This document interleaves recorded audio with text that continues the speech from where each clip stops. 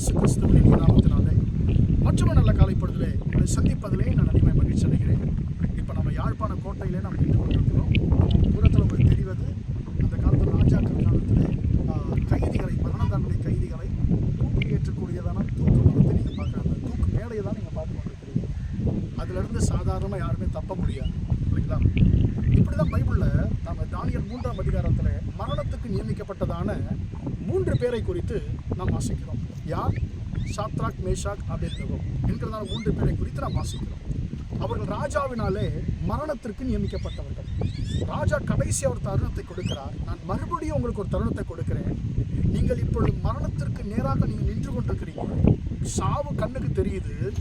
நீங்கள் என்னுடைய கட்டளைக்கு நீங்கள் கீழ்ப்படிந்தால் உங்கள் பிராணம் தப்புவிக்கப்படும், இல்லாவிட்டால் தப்புவிக்கப்பட முடியாது என்று சொல்லுகிறார்.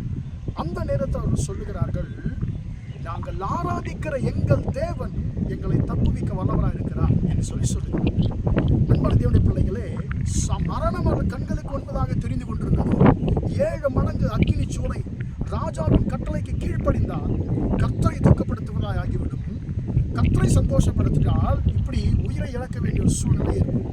ஆனால் அவர்கள் தங்கள் உயிரை ஒப்பு கொடுத்தார்கள். எங்கள் உயிர் போனாலும் பரவாயில்ல, நாங்கள் கர்த்தரை பிரியப்படுத்துவோம், நாங்கள் ஆராதிக்கிற எங்கள் தேவன் எங்களை தப்புவிப்பார் என்று சொல்லி அவர் கர்த்தருக்கு ஒப்பு கொடுத்தாங்க. அன்பான தேவனுடைய பிள்ளைகளே, கொஞ்சம் யோசிச்சு பாருங்க. ஒரு மனுஷன் இந்த தூக்கு மேடைக்கு ஏறி தூக்கு கையில் வந்து மாட்டப்பட்டு அந்த தூக்கு இடப்படுகிற நேரத்தில் ஒரு தடை உத்தரவு வந்து அவனை விடுதலையாக்கினா எப்படி இருக்கும்? அதே போல இப்போ என்ன நடக்குது? இவர்கள் அக்கினி சூளையிலே போடப்படுகிறார்கள். போடப்பட்டவர்கள் வரைக்கும் கர்த்தர் பொறுமையாக இருந்தார். போடப்பட்ட பிறகு கர்த்தர் தம்முடைய தூதனை அனுப்பி அற்புதமாய் அவர்கள் வெந்து போகாதபடிக்கு பாதுகாத்தார். அன்பான தேவனுடைய பிள்ளைகளே, ராஜா ஆச்சரியப்படுகிறான், பிரமிக்கிறான். நம்ம 3 பேர் தானே போட்டோம், 4 பேர் உள்ள சுற்றுறாங்களேன்னு சொல்லி அவன் பிரமிக்கிறான். அந்த அந்த வாசல்கிட்ட போயிட்டு, ஐயா நீங்களே வெளியே வாங்கன்னு சொல்லி கூப்பிடுகிறான்.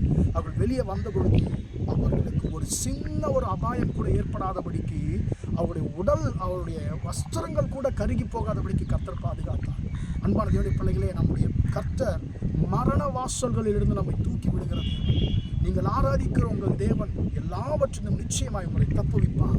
அன்பான தேவனுடைய பிள்ளைகளே, உங்களுக்கு மரணம் ஒருவேளை கண்ணுக்கு தெரியுது என்று சொல்லி நீங்கள் சொல்லிக் கொண்டிருக்கலாம். ஆனால் கர்த்தர் சொல்லுகிறார், நான் உங்களை தப்புவிப்பேன் என்று சொல்லி. கர்த்தர் அவர்களை தப்புவித்தார், உங்களையும் தப்புவிப்பார். ஜெபிப்போமா? பிதாவே, நன்றியோடு துதிக்கிறோம், ஸ்தோத்திரிக்கிறோம் ஐயா. இம்மட்டுமாக இந்த வார்த்தைகளை கேட்ட உங்களுடைய பிள்ளைகளை நீர் ஆசீர்வதியும் ஆண்டவரே. நாங்கள் ஆராதிக்கிற எங்கள் தேவன் எங்களை தப்புவிப்பார் என்று சொல்லி ஆண்டவரே அவர்கள் சொன்னது போல தகப்பனே, சாத்ராக், மேஷாக், அபேத்நேகோ என்பவர் சொன்னது போல உங்களுடைய பிள்ளைகள் ஒருவேளை மரண வாசல்களுக்கு சமீபித்திருக்கலாம் ஆண்டவரே. ஆனாலும் நீர் உம்முடைய பிள்ளைகளை விடுதலையாக்க வல்லவராய் இருக்கிறீர் தகப்பனே. ஆண்டவரே, உம்முடைய பிள்ளைகள் எப்படிப்பட்ட பிரச்சனைகள் இருந்தாலும் உம்முடைய பிள்ளைகளை கர்த்தர் விடுதலையாக்கும்படியாக சொல்லிக்கிறேன்.